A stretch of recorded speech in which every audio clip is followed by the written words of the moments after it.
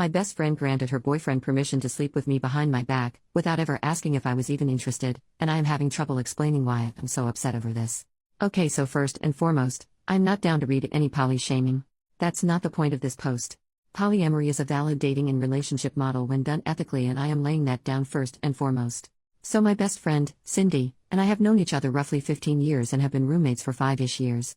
Cindy is poly and has 2 partners, one that lives close by and one named Mark that lives in Oregon, which is pretty far from us. I knew Mark through mutual friends prior to him meeting Cindy, and we actually slept together a couple times back in like 2016.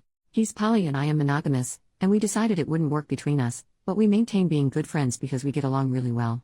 I introduced those two in 2017, admittedly under the "he's poly, you're poly" piss poor attempt to matchmake, and they hit it off. In 2019, Mark had to move to Oregon for work, but they have been making it work via long distance and I'm happy for them.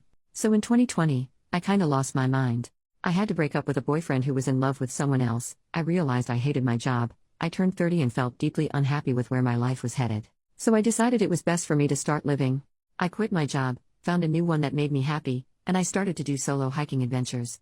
I mentioned in a group chat that I always wanted to camp in Crater Lake National Park in Oregon, and Mark offered his place for me to stay at and offered to be my hiking buddy. He's into hiking as well. Cindy hates camping, hiking and nature, but was excited for us to have fun and even helped me plan the trip, until 2 weeks ago. Out of nowhere, Cindy was as cold as ice to me. We take turns cooking, and suddenly on her nights to cook she would only make one portion and leave me nothing. She was short in conversation, didn't want to hang out with me in shared areas at all, and just seemed like she was pissed. I asked her if something was wrong, and she straight up ignored me. I went to mutual friends, who said they had no clue that something was wrong. Then yesterday, she invited me to a video chat with her and Mark. They told me they've discussed it, and I have permission to sleep with Mark on this trip. Apparently one of the boundaries in their relationships is neither of us can do anything with either of our partner's friends. Mark mentioned 2 weeks prior that he would be down to sleep with me on this trip if I was down for it, which led to fighting between the two. Mark argued that he already slept with me previously so I shouldn't count, and Cindy was sternly on, "She's my best friend so no." They reached an agreement, and were excited to tell me I blew up at them. So many thoughts are swirling in my head right now and I cannot even verbalize all the reasons why I'm mad. It's like my best friend and her boyfriend, someone I consider to be a good friend too, view me as an object in some ways but somehow worst. Sleeping with Mark wasn't even a concept to me as he is squarely in the best friend's boyfriend and good friend boxes in my mind. I logged off the chat, told Cindy I was too angry to look at her, and have been at a friend's place for the last day. I need advice on how to convey to them when I am so angry, when I am having trouble coming up with a reason besides blind rage. I barely want to go on this trip anymore. Comment from OP. I think where the shock and hurt is coming from is mostly the fact that I have been treated like freaking trash for the past 2 weeks in my own home for an issue that if anyone asked me, I could have ended with a quick, "Yeah, no, that's not going to happen." Mark is a good friend, and while he was a fun intimate partner like 5 years ago, he is squarely my roommate's boyfriend in my mind, and even with this permission, I wouldn't sleep with him. I am mad that Cindy treated me this way. I am frustrated at the apparent brainlessness on both their ends of not just talking to me. I'm annoyed that my intimate potential was discussed in depth by both of them. I'm kinda upset that a good friend may have only invited me to stay over at his place for the potential of banging me, and I'm pissed off that I am sleeping on a freaking futon like a 21-year-old because even though Cindy was in the wrong, I left my apartment when she should have left. Ugh. I just have a lot going on emotionally at the moment. Mini update. Okay, I just wanted to say thank you to everyone who commented. Today has been rough for the most part, but me and the friend whose futon I'm occupying got tacos and I got to process this for the better part of my day. My feelings have landed mostly on being upset with Cindy. No matter what drama was going on in their relationship, I was treated like a pariah in my own goddamn home, and that's unacceptable. The annoying part of this is now I am doubting whether or not I would have even considered sleeping with Mark if the situation came up organically. My friend who I am staying at, she's also poly. I am one of the few mono people in my immediate friend group, hence why I was really harsh in my post about not accepting poly hate because those are my people. My friend asked me how I would have preferred this situation playing out.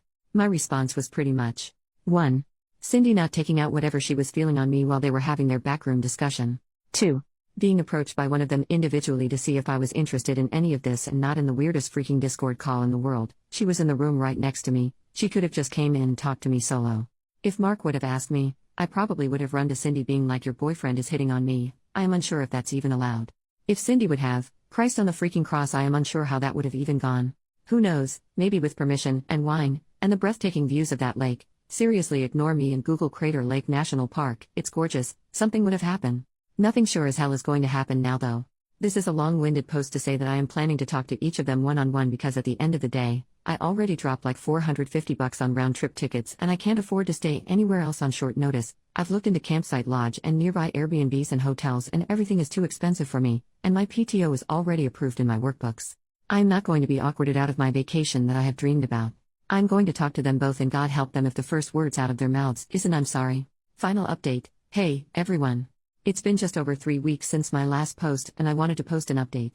I went home after 2 or 3 days. I can't actually remember how long I was gone now, when Cindy sent me a message saying she wanted to apologize.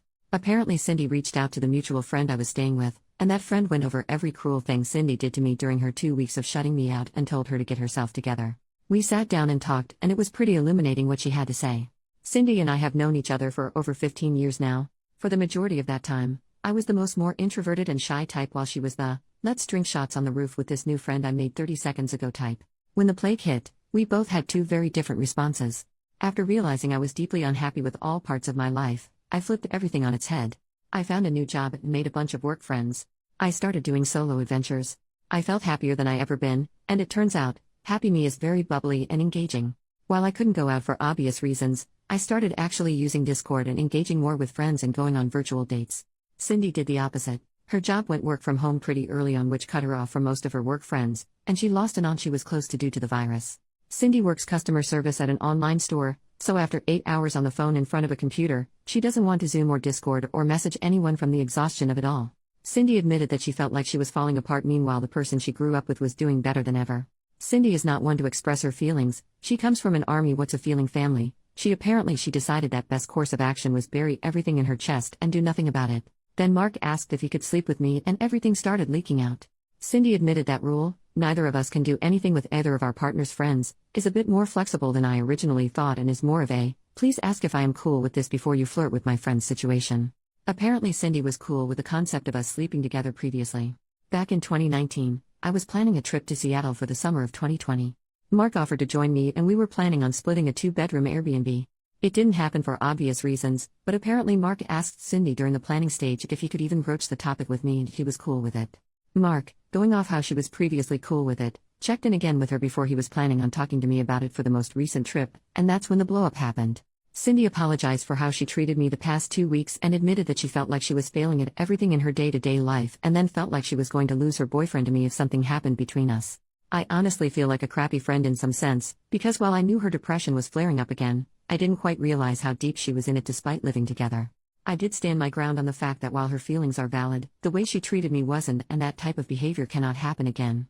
She agreed and even invited me to sit in on a session with her therapist. She was already going to cope with the feelings in regards to her very messy family, which I said I would, after she had more solo time to process it. I did end up going on the trip. Mark apologized for blowing up my home with his question, and we had a conversation about how while he is sweet, I really don't see any future where I sleep with him again. He was cool with it and said he was excited to have a good friend come up for nature adventures. I just got home yesterday from my adventures and have been sharing the photos with Cindy for the better part of the day. She thinks the shots are beautiful, and her biggest concern is that I could have hurt my lungs since it was pretty smoky out there on one of the days I was out there due to wildfires in Cali. So, that's basically it. Thanks for all your comments.